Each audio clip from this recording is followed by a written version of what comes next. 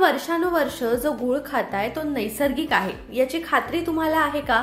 आपण खातोय त्या गुळामध्ये अजिबातच भेसळ नसते असं तुम्ही ठामपणे सांगू शकता का? मग आजचा व्हिडिओ तुमच्यासाठीच आहे, कारण तुम्ही जो गूळ खाताय तो नैसर्गिक आहे की भेसळयुक्त हे कसं ओळखायचं हेच आज आम्ही तुम्हाला सांगणार आहोत। आता हल्ली प्रत्येक गोष्टीतच खूप भेसळ केलेली दिसते। जवळपास सगळ्याच अन्न पदार्थांमध्ये काही ना काही भेसळ केल्याच्या बातम्या आपण नियमितपणे वाचतच असतो। असं भेसळयुक्त अन्न खाणं आरोग्यासाठी घातक असतं। त्यामुळे अन्न पदार्थातील भेसळ ओळखण्याच्या काही साध्या सोप्या ट्रिक्स आपल्याला माहिती असणं गरजेचं आहे। अशीच गुळातली भेसळ कशी ओळखायची याबद्दल काही टिप्स पाहूयात। सर्वात आधी गुळाचे प्रकार नेमके कोणते आणि भेसळ केलेला गुळ कसा ओळखायचा हे पाहूयात।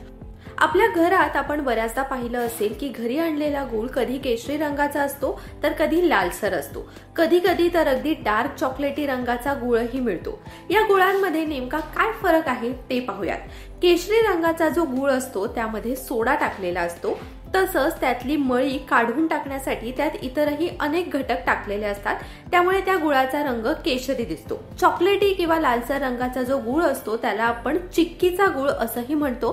हा गूळ जो आहे तो नैसर्गिक असतो। त्याचप्रमाणे गुळाचा एक प्रकार अगदी चॉकलेटी रंगाचाही असतो, तो सेंद्रिय गूळ म्हणून ओळखला जातो। आता कोणता गूळ खाऊ नये तर केशरी रंगाचा जो गूळ असतो तो भेसळयुक्त असतो, तो गूळ खाणं टाळावं। नेहमी लक्षात ठेवा, ज्या गुळाची चव थोडी खारट लागते, ज्या गुळामध्ये चिकटपणा कमी असतो आणि जो गूळ अगदी भुसभुशीत असतो असा गूळ कधीच खाऊ नये। पाण्यात टाकल्यावरती जो गूळ कमी वेळात विरघळतो असा गूळ खायला हवा।